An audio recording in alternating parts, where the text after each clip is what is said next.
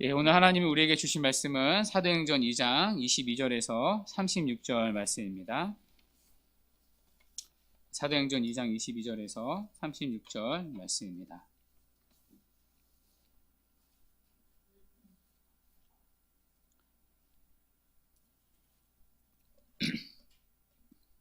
자신 줄 알고 오늘 구절이 좀 긴데요. 한 절씩 교독하고 마지막 36절을 함께 읽도록 하겠습니다. 저부터 22절 읽겠습니다.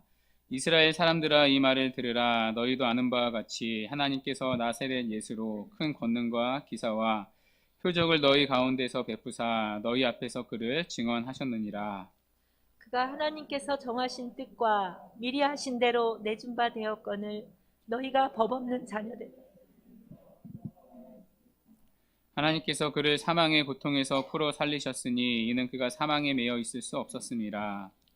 다윗이 그를 가리켜 이르되 내가 항상 내 앞에 계신 주를 배웠으며 나로 요동하지 않게 하기 위하여 그가 내 우편에 계시도다. 그러므로 내 마음이 기뻐하였고 내 혀도 즐거워하였으며 육체도 희망에 거하리니 이는 내 영혼을 음부에 버리지 아니하시며 주의 거룩한 자로 썩음을 당하지 않게 하실 것이미로다. 주께서 생명의 길을 내게 보이셨으니 주 앞에서 내게 기쁨이 충만하게 하시리로다 하였으므로 형제들아, 내가 조상 다윗에 대하여 담대히 말할 수 있노니 다윗이 죽어 장사되어 그 묘가 오늘까지 우리 중에 있도다. 그는 선지자라. 하나님이 이미 맹세하사 그 자손 중에서 한 사람을 그 위에 앉게 하리라 하심을 알고 미리 본 고로 그리스도의 부활을 말하되 그가 음부에 버림이 되지 않고 그의 육신이 썩음을 당하지 아니하시리라 하더니 이 예수를 하나님이 살리신지라. 우리가 다 이 일의 증인이로다.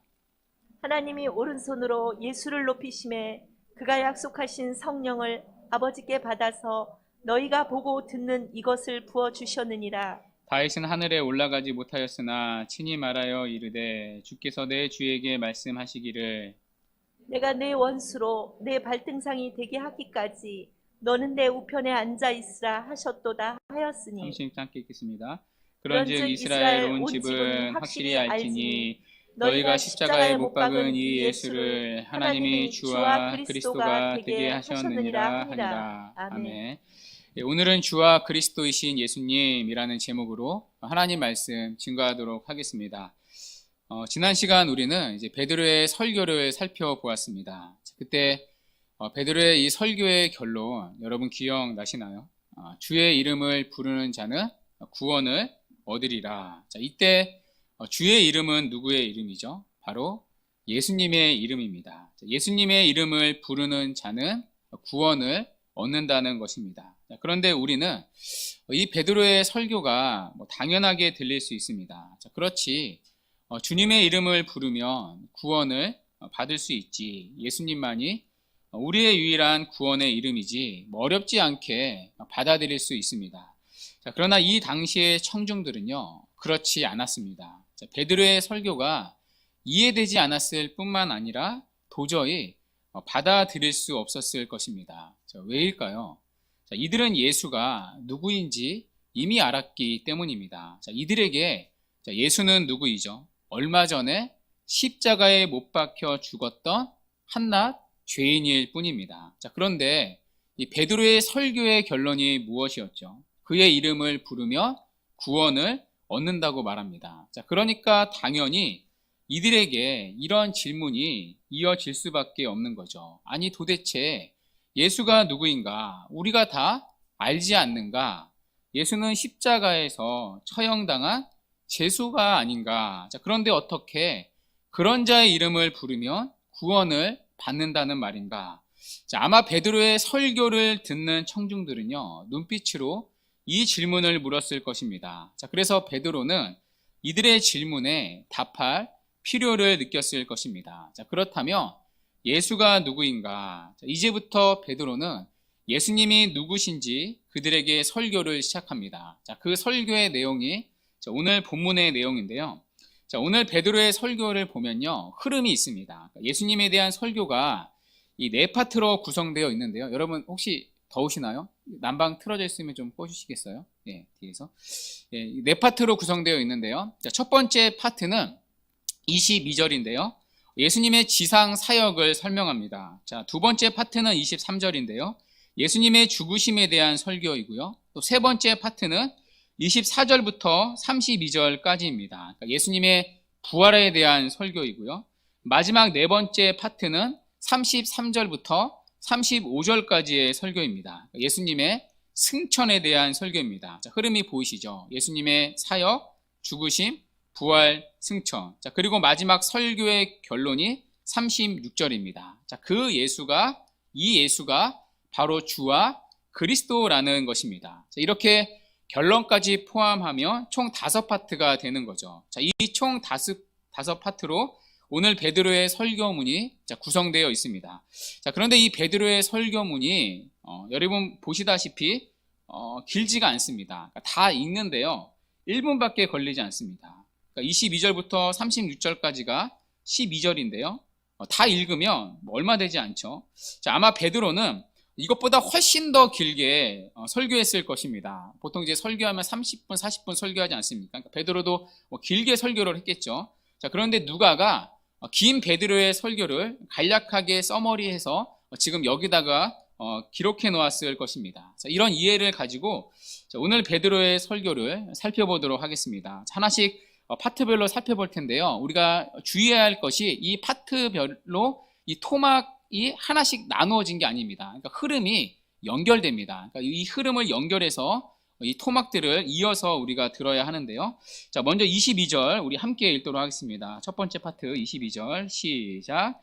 이스라엘 사람들아 들으라. 너희도 아는 바와 같이 하나님께서 나사렛 예수로 큰 권능과 기사 표적을 너희 가운데서 베푸사 너희 앞에서 그를 증언하셨느니라. 아멘. 22절은요. 예수님의 지상 사역을 말합니다. 예수님은 3년이라는 공생애를 사셨습니다. 그러니까 쉽게 말해 3년 동안 본격적인 사역을 하신 거죠. 자, 그런데 3년이라는 시간을 한 줄로 압축해서 설명합니다. 자, 핵심이 무엇이죠? 예수님은 이 땅에서 큰 권능과 기사와 표적을 일으켰다는 것입니다. 자, 그리고 이러한 표적들은 예수님이 하나님이 보내신 분이라는 사실을 증언한다는 것입니다. 그러니까 예수가 단순한 사람이 아니라 하나님이 보내신 메시아라는 것이죠. 자, 물론 베드로는 이보다 훨씬 더 길게 설명했을 것입니다. 자, 그런데 누가가 한 절로 간단하게 예수님의 사역을 요약했던 것입니다. 왜일까요? 자, 그 이유가 오늘 본문에 숨어 있는데요. 22절에 보면 베드로가 이렇게 말합니다. 너희도 아는 바와 같이. 그러니까 이 당시 설교를 듣는 1차 청중들도 예수님의 사역을 알았기 때문입니다.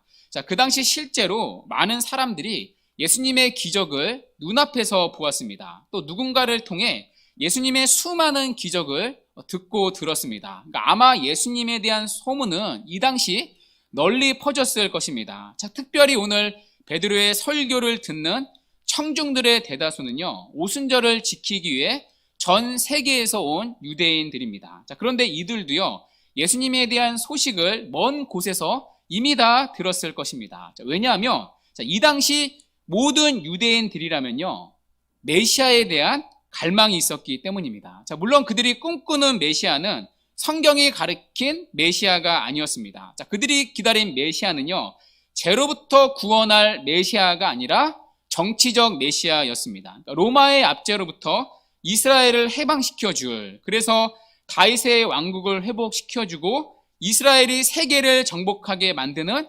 정치적 메시아를 원했습니다. 오늘날로 말하면 어벤져스와 같은 힘이 센 초능력자를 원했던 거죠. 자, 이것이 모든 유대인들이 기다리고 갈망한 메시아였습니다. 자, 그런데 어느 날 혜성같이 이스라엘에서 나사렛 예수라는 사람이 나타납니다. 자, 그리고 지금까지 보지도 못한 수많은 권능과 이적을 행합니다. 귀신을 쫓아내고요, 병든 자를 고치시고요, 심지어 죽은 자를 살리셨다는 소식이 들립니다. 자, 그러니 이스라엘에 사는 모든 유대인들의 관심은 자신들이 그토록 기다린 메시아, 나사렛 예수에 쏠렸을 것입니다. 뿐만 아니라 세계에 흩어져 살고 있던 유대인들에게까지도 이 예수님의 소식이 파다하게 퍼졌을 것입니다. 자, 그리고 이들 모두는 하나같이 생각했을 것입니다. 이 사람이 우리가 그토록 기다린 그 메시아가 아닐까. 이 사람이 구약에 약속한 하나님이 보내시기로 한 그 메시아가 아닌가. 자, 그만큼 예수님은요, 그 당시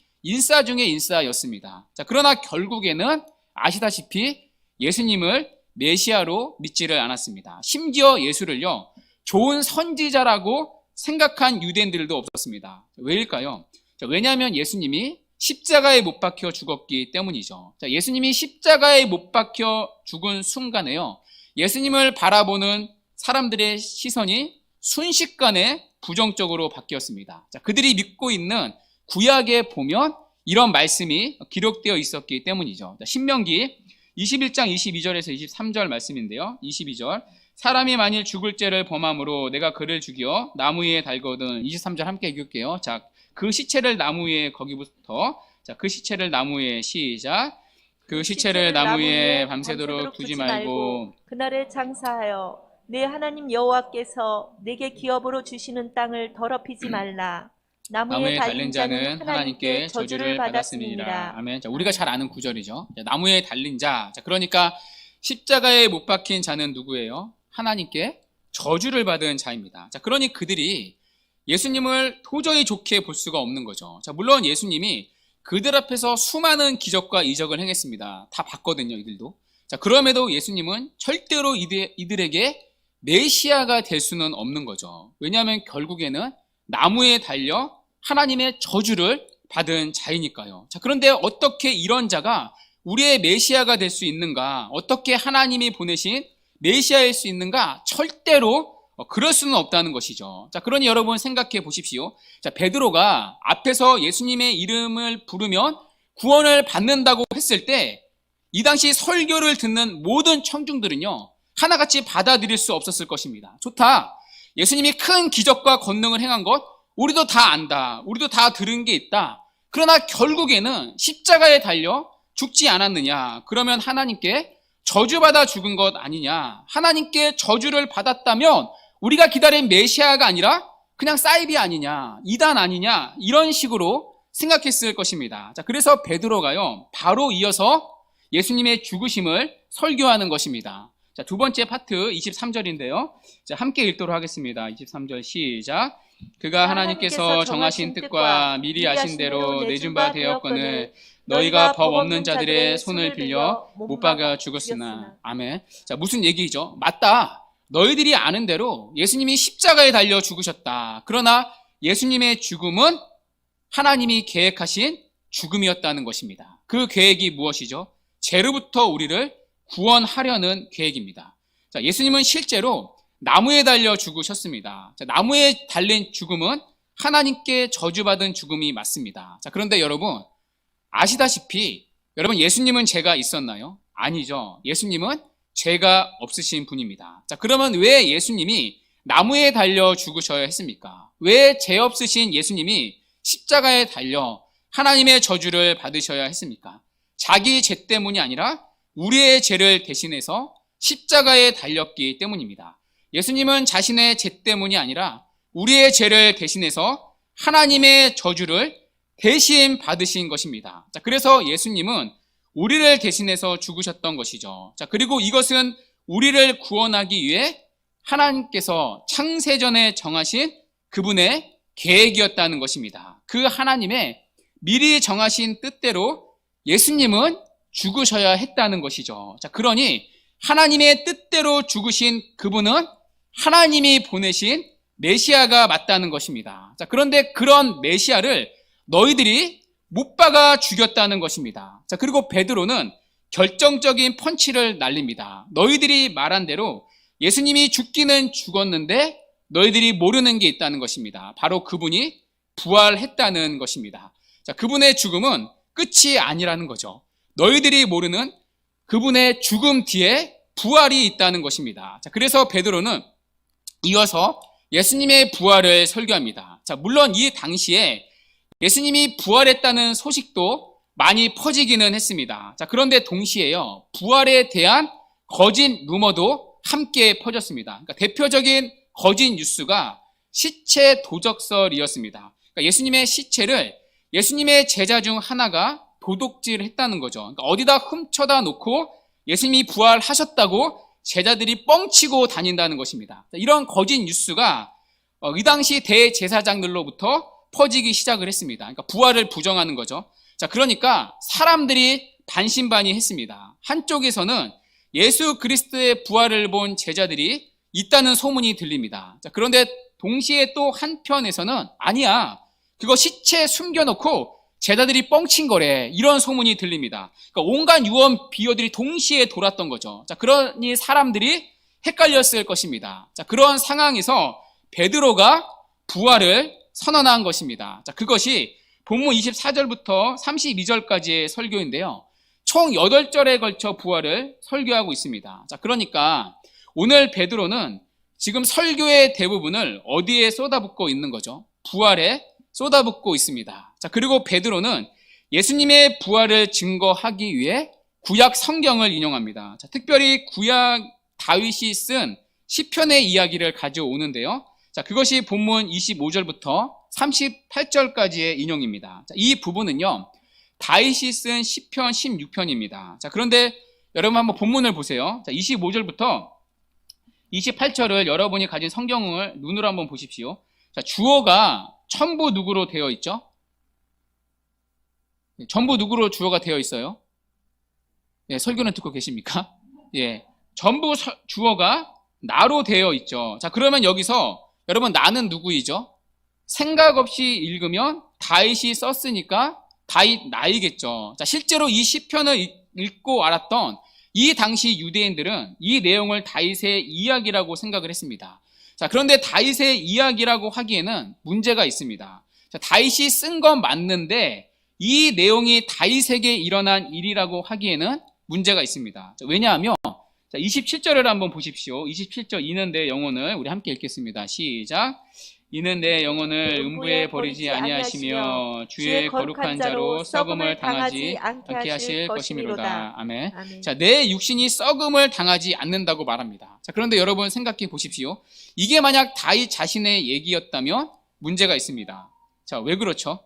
자, 여러분 다윗은요 이미 죽었습니다. 그러니까 죽어서 그의 시체는 이미 무덤에 있고요. 무덤에서 썩음을 당했습니다. 자, 그리고 이 다윗의 묘가 그들 가운데 있었습니다. 자, 실제로 이들이 지나가는 예루살렘 길에 다윗의 무덤이 놓여져 있었습니다. 그러니까 마치 오늘날 우리 가운데 있는 공릉이나 정릉과 같은 거죠. 그러니까 공릉이나 정릉도 이런 왕들의 묘 아닙니까? 그러니까 다윗 왕의 묘도 예루살렘 안에 있었습니다. 자, 그리고 이 당시 모든 유대인들도 다윗의 무덤이 어디 있는지 알았습니다. 자, 그러니까 이게 만약 다윗 자신의 얘기라면 맞지가 않는 거죠. 다윗의 시체는 무덤에 갇혀 지금 썩음을 당하고 있으니까요. 자, 그래서 베드로가 29절에서 이 시편의 예언을 이렇게 풀어주는 것입니다. 29절 함께 읽겠습니다. 형제들아, 시작.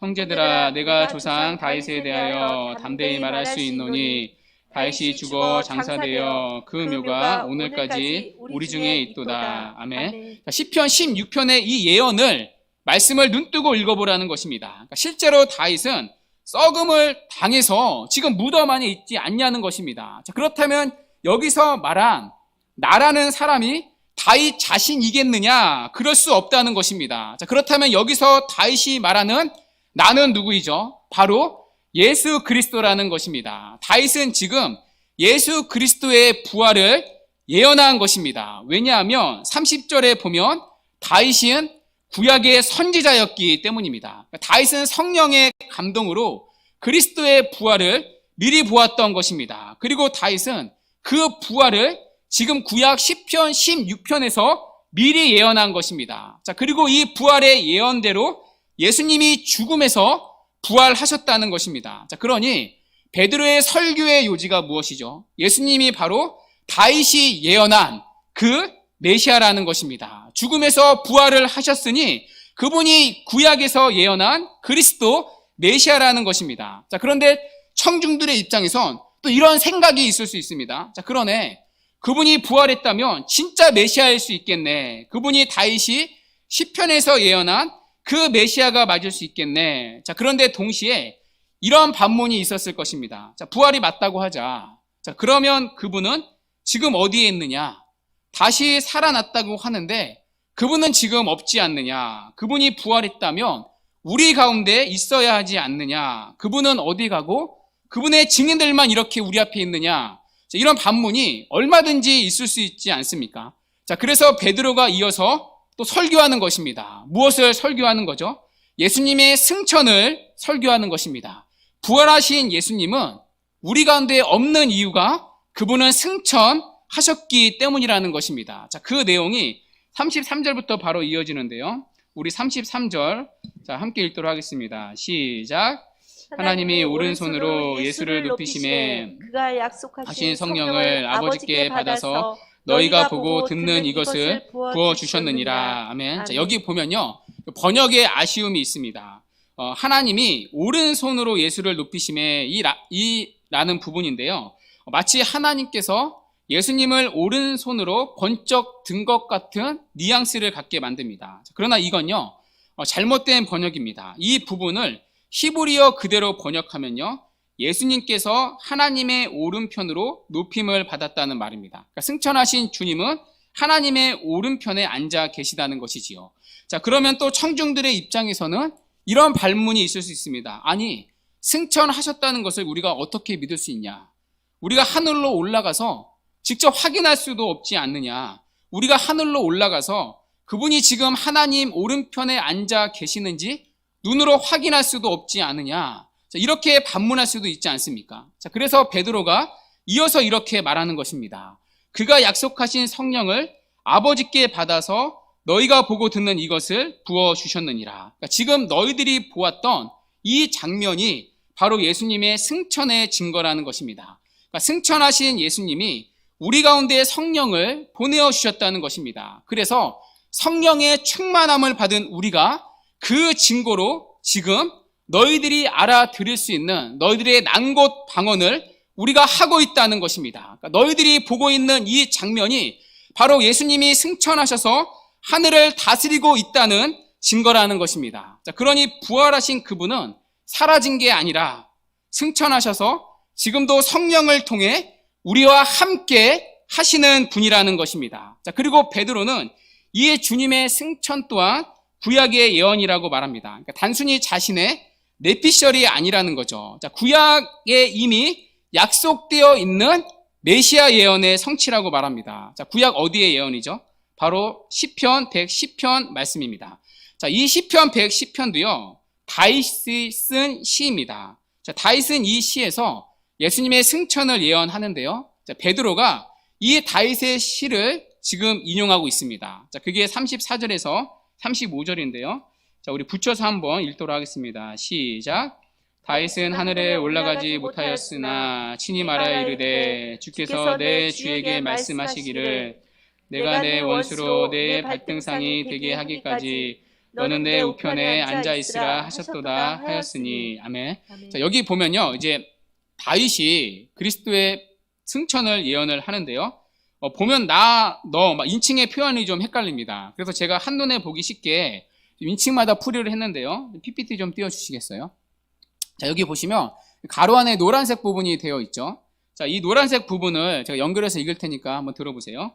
자, 하나님께서 다윗의 주인 승천하신 예수님에게 말씀하시기를 하나님께서 예수님의 원수로 예수님의 발등상이 되게 하기까지 예수님에게 하나님 우편에 앉아 있으라 하셨도다 하였으니. 자, 한마디로 자, 구약의 다윗이 예언하기를, 이 시편에서 예언하기를 장차 오실 메시아는 어디에 앉아 계신데요? 하나님 우편에. 자, 이 예언대로 예수님은 부활하시고 승천하셨다는 것입니다. 여러분, 지금 베드로의 설교의 기승전 흐름이 보이시나요? 그러니까 지금 이 파트들이 이렇게 딱딱딱 끊어지는 것이 아니라요, 이 대지들이 지금 하나로 연결되는 것입니다. 그러니까 이 당시 유대인들은 십자가에 못 박혀 죽은 예수는 메시아가 될 수 없다고 믿었습니다. 왜 그래요? 하나님께 저주를 받은 자이니까요. 자, 그래서 베드로는 예수님의 죽음에 대한 오해를 바로 잡는 것으로 설교를 시작합니다. 자, 예수님은 십자가에 달려 죽으신 게 맞다. 그러나 그 죽음은 하나님의 미리 정하신 뜻이었다. 너희들을 죄로부터 구원하기 위한 하나님의 뜻이었다. 그래서 그분의 죽음은 하나님께 버림받은 죽음이 아니라 하나님의 뜻을 이루는 너희들을 위한 구원의 죽음이다. 하나님이 정하신 뜻대로 죽은 죽음이니 그분은 하나님이 보내신 메시아가 맞다. 그런데 그런 메시아를 너희들은 십자가에 못 박아 죽인 거다. 그리고 너희들이 모르는 그분의 죽음에 대한 비하인드가 있다. 그분은 죽음에서 부활했다는 사실이다. 부활했는데 어디에 계시냐고? 왜 지금 우리 앞에 보이지 않느냐고? 부활하신 그분은 하늘로 승천하셨기 때문이다. 승천하신 그분은 하나님 보좌의 우편에 앉으셔서 지금도 다스리고 계시다. 그러면 하늘에 계신지는 어떻게 아느냐고? 우리가 지금 하나같이 성령을 받았다는 것이다. 그래서 너희들의 난 곳 언어로 우리가 지금 하나님의 큰 일이라는 똑같은 메시지를 말하고 있다는 것이다. 갈라졌던 언어가 하나로 통일되는 놀라운 반전의 일이 눈앞에 펼쳐지고 있다는 것이다. 이 모든 일이 하늘에 오르신 그분께서 우리에게 성령을 보내어 주셨기 때문이다. 이것이 바로 승천하신 주님께서 지금도 온 우주의 왕으로 다스리고 계시다는 증거이다. 그러니 너희들이 죄인이라 치부한 그 나사렛 사람 예수가 바로 구약의 다윗이 예언한 그 부활이요 승천하신 그리스도 메시아가 맞다는 것입니다. 자, 그래서 베드로의 설교의 결론이 36절로 끝나는 것입니다. 우리 36절 우리 함께 읽도록 하겠습니다. 시작. 그런즉 이스라엘 온 집은 확실히 알지니 너희가 십자가에 못 박은 이 예수를 하나님이 주와 그리스도가 되게 하셨느니라 하니라. 아멘. 여러분, 이것이 오늘 베드로가 전한 첫 번째 복음 설교의 핵심입니다. 너희들이 죽은 그 예수가 바로 주와 그리스도라는 것입니다. 자, 그런데 여기서 우리가 주목해야 할 순서가 있습니다. 지금 베드로는 너희가 십자가에 못 박은 이 예수가 주와 그리스도라고 말합니다. 자, 그런데 순서를 한번 보십시오. 그리스도와 주가 아닙니다. 순서가 어떻게 되죠? 주와 그리스도이십니다. 여러분, 그리스도는 어떠한 의미이죠? 그리스도는 메시아, 구원자라는 뜻입니다. 자, 그런데 이 구원자라는 뜻보다 주라는 호칭이 먼저 나옵니다. 자, 여기서 주는 어떠한 의미이죠? 사도행전을 주석한 데럴 벅은 이렇게 설명합니다. 이 문맥에서 주라는 용어는 특히 예수가 구원과 구원의 혜택을 나누어 주는 주인이라는 뜻이다. 그러니까 쉽게 말해 예수님이 너희들의 주인이라는 것입니다. 너희들이 십자가에 못 박은 예수는 너희들의 주인이고 너희들의 구원자라는 것입니다. 여러분, 이 순서가 놀랍지 않습니까? 자, 우리 생각에는요, 그리스도가 먼저 나와야 맞을 것 같습니다. 예수는 너희들의 구원자시다. 그리고 나서 예수는 너희의 주인이시다. 이렇게 논리적으로 연결돼야 맞는 것 같습니다. 자, 그러나 베드로가 전한 여러분 첫 번째 복음 설교의 핵심이 무엇이죠? 그리스도는 먼저 너희들의 주인이라는 것입니다. 자, 그러면 반대로 여러분 우리는 누구이죠? 그분의 종이라는 것입니다. 여러분, 오늘 이것이 베드로가 전한 예수 그리스도에 관한 놀랍게도 첫 번째 복음입니다. 그분은 우리의 주인이라는 것입니다. 자, 그래서 오늘 본문 36절을 한번 다시 보십시오. 자, 베드로는 이 당시 설교를 듣고 있는 청중들을 향해 너희들이 예수님을 십자가에 못 박여 죽였다고 말합니다. 자, 그러나 여러분, 이 사실이 지금 맞는 설교입니까? 맞나요? 여러분, 이들 중 상당수는요, 예수님을 직접 십자가에 못 박지 않았습니다. 이들 중 대부분은요, 그 자리에 있지를 않았습니다. 왜냐하면 이들은 누구이죠? 이들은 전 세계에 흩어져 살고 있던 유대인들이었습니다. 자, 그런데 오순절을 지키기 위해서 예루살렘에 지금 잠깐 들어와 있는 거죠. 자, 그러니 이들 중 상당수는요, 예수님을 십자가에 못 박아 죽이는데 참여하지 않았습니다. 자, 그러나 오늘 베드로는 뭐라고 말하죠? 너희들이 그 예수를 그 자리에서 십자가에 못 박여 죽였다고 말합니다. 왜 그렇죠? 그들도 동일하게 예수 그리스도를 자신의 주인으로 인정하지 않았기 때문입니다. 예수님을 자신의 주인이라고 인정하지 않는 사람들은 사실상 예수 그리스도를 못 박은 죄인과 같다는 것입니다. 자, 그렇다면 뒤집어서 생각해 보십시오. 자, 우리가 예수님을 믿으면 구원을 받는다고 말합니다. 자, 맞습니다. 여러분, 너무나 좋은 구원의 소식이죠. 틀림없는 구원의 복음입니다. 자, 그래서 오늘 베드로도 동일하게 말합니다. 예수가 그리스도 구원자라고 말입니다. 자, 그러나 구원자보다 더 앞에 그럼 무엇이 붙어 있죠? 주라는 호칭이 먼저 나오고 있습니다. 자, 무슨 얘기입니까? 예수님을 주인으로 모시지 않으면서도 예수를 구원자로 믿는 것은 여러분 불가능하다는 것입니다. 만일 여러분이 예수님을 구원자로 생각한다 할지라도 막상 그분을 여러분의 주인으로, 삶의 주인으로, 모든 영역의 주인으로 생각하지 않는다면 아주 분명하고 조심스럽게 베드로는 우리에게 선명하게 말하는 것입니다. 우리에게 구원은 없다는 것입니다. 예수 그리스도를 내 삶의 주인으로 모시는 것은 구원의 필수 조건입니다. 그리고 이것이 예수 그리스도를 믿는다는 말의 내용입니다. 예수 그리스도를 믿는다는 말 안에는 그분을 구원자로서 뿐만이 아니라 우리의 주인으로 영접한다는 말이 있습니다. 우리가 예수를 믿는다는 것은 그분을 내 삶의 주인이라고 믿는 것입니다. 그래서 주님의 이름을 부르는 것은요, 주님 나를 온전히 다스려 달라는 의미고요, 나는 그분의 다스림을 받기를 원한다는 고백입니다. 그리고 동시에 이제부터 나는 당신의 종으로 살기를 원한다는 고백입니다. 여러분, 이것 없이는 구원받지 못한다는 것입니다. 여러분, 오늘날 교회의 모습을 보십시오. 점점 이 복음의 핵심이 묻어지고 있습니다. 많은 사람들은 예수님이 베푸는 구원과 축복과 위로에만 관심이 있습니다. 이러한 메시지는요, 누구나 다 크게 들으면 아멘할 수 있습니다. 그러나 그분의 종으로 살아야 한다는 메시지, 주인이신 그분을 위해 우리의 것을 버려야 한다는 메시지, 이런 메시지는요, 강론으로 들어가면 갈수록 참 우리가 불편해하는 메시지입니다. 자, 그래서 이런 메시지를 찾아보기 힘들고요, 이런 메시지의 칼끝이 오늘날 점점 묻어집니다. 예수가 내 삶의 주인이라는 것을 인정하지 않고서도 우리는 구원받을 수 있다고 생각합니다. 그분을 주인으로 모시지 않고서도 얼마든지 우리가 그분을 구주로 모실 수 있다고 착각합니다. 예수님을 구세주로 모시면서도 수년 동안 주님을 모시지 않을 수 있다고 생각합니다. 그러나 여러분, 이건 반쪽짜리 믿음도 아닙니다. 성경에서 말하는 구원 얻는 신앙도 아닙니다. 이것을 본 해퍼는요, 값싼 은혜라고 부릅니다. 우리가 다 잘 아는 표현인데요, 실감나게 번역하면 싸구려의 은혜이고요, 노골적으로 말하면 가짜 은혜입니다.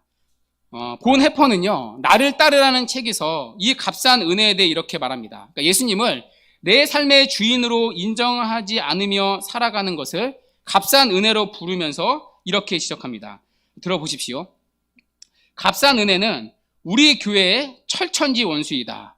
오늘날 우리의 투쟁은 값비싼 은혜를 얻는 것이 아니라 값싼 은혜를 얻는 데 달려있는 것 같다. 값싼 은혜란 회개가 없는 용서요, 교회에 치리가 없는 세례요, 죄의 고백이 없는 성만찬이요, 개인적인 참회가 없는 사죄이다.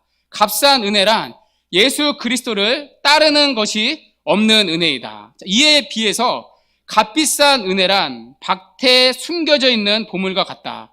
이를 발견한 사람은 집으로 돌아가 자신이 가진 모든 것을 팔아 기쁨으로 이를 산다. 값비싼 은혜란 값비싼 보석과 같다. 이를 본 상인은 모든 물건을 주고 이를 얻는다.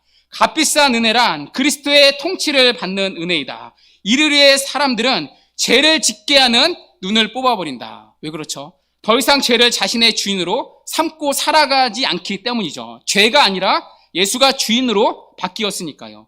값비싼 은혜란 예수 그리스도의 진정한 부름이며 이를 위해 제자들은 그물을 버리고 그분을 따른다. 이 값비싼 은혜만이 진짜 하나님으로부터 오는 구원의 은혜라고 말합니다. 하나님으로부터 오는 은혜는요, 예수님을 위해 우리의 모든 것을 걸게 만드는 여러분 생명의 힘이 있습니다. 왜냐하면 그분의 은혜는요, 우리의 주인을 통째로 순식간에 바꾸게 하는 놀라운 힘이 있기 때문입니다. 그래서 은혜를 받은 자들은요, 진짜 은혜를 받은 자들은요, 삶의 주인이 바뀝니다. 왜냐하면 그분은 자신의 보배로운 피로 우리를 사심으로 우리를 구원해 주셨기 때문입니다. 그래서 우리는 그리스도의 것이라고 고백하게 만드는 은혜입니다. 그래서 은혜를 진짜로 받은 자들은요, 여러분 예수님을 나의 삶 가운데 정말로 주인으로 모시고 살아갑니다.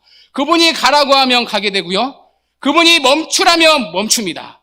그분의 말씀을 따라 움직이는 거죠. 물론 그분의 뜻을 거절하고 싶을 때가 있습니다. 여러분, 우리 가운데 왜 없겠습니까? 때로는 내 뜻대로 한 번이라도 마음껏 결정하고 싶을 때가 있습니다.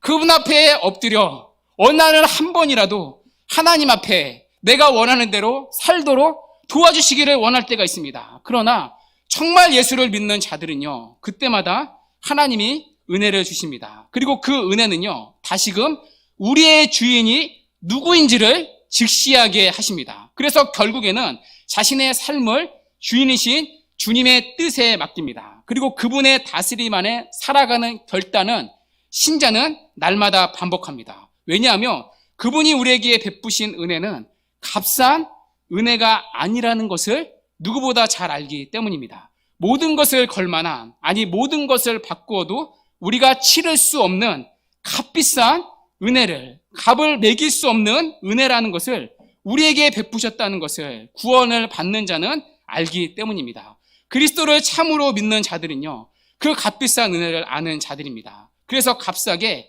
그분을 주인으로 모시지 않으면서 그분을 구주로 부르지 못합니다. 여러분이 은혜를 받는다고 말할 수 있습니다. 만일 그 은혜가 정말 참된 은혜라면요, 그 은혜는 여러분들의 삶의 주인을 바꿔놓는 자리로 언제나 여러분을 데려갈 것입니다. 그래서 여러분들은 자신의 삶을 주님을 위해 다 드리고 싶다고 반드시 말하게 될 것입니다. 그러면서 여러분들은 이렇게 말하게 될 것입니다. 그분이 내 삶의 진정한 주인이시니까요. 저는 이 고백이 우리 모두의 고백으로 바뀌는 은혜가 있기를 바랍니다. 저는 여러분들이 예배를 열심히 드리는 걸 원합니다. 그리고 설교를 즐거워하기를 기도하고요. 교회에 잘 정착해서 교회를 위해서 열심히 봉사하고 헌신하는 것도 원합니다. 그리고 교회에서 나누는 다락 모임에 기쁨으로 참여하기를 원합니다. 그러나 여러분, 이런 것은 언제까지나 은혜의 출발점에 불과합니다. 제가 정말 기도하는 은혜는요, 여러분들의 삶의 주인이 예수 그리스도로 바뀌는 은혜입니다. 더 이상 여러분의 주인이 세상이 아니라 여러분 자신도 아니라 예수 그리스도가 주인 되시는 삶으로 바뀌는 은혜입니다. 그리고 여러분의 주인이신 그분을 진정으로 사랑하며 그분만을 신실하게 따르는 은혜입니다. 왜냐하면 그 은혜가 하나님이 우리에게 주시고자 하는 참된 구원의 은혜이기 때문입니다.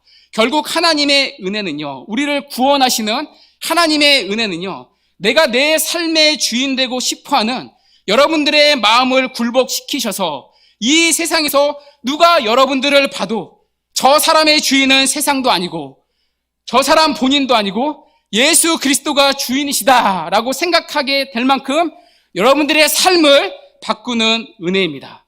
오늘 우리가 간절히 간구하는 것은 이 은혜가 여러분과 제 안에 충만하게 부어지는 것입니다. 나사렛 예수라는 사람이 하늘과 땅의 주인이시고 모든 우주를 다스리시는 동시에 진짜로 나를 다스리시는 주인이심을 참되게 고백하는 것이 우리가 찾아야 하는 여러분 진짜 은혜입니다. 이 은혜야말로 하나님으로부터 오는 참되고 거룩한 은혜이고요, 바로 구원의 은혜이기 때문입니다. 그리고 그렇게 오늘도 주님의 이름을 부르는 자는 구원을 얻게 될 것입니다. 주 안에 사랑하는 여러분, 바라기는 이 진짜 은혜가 우리 안에 충만히 부어지기를 바랍니다.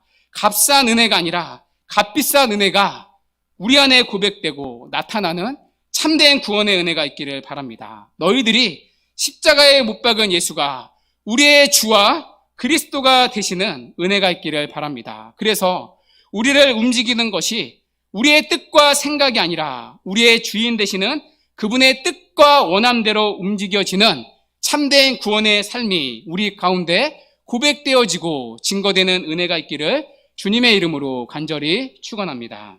아멘.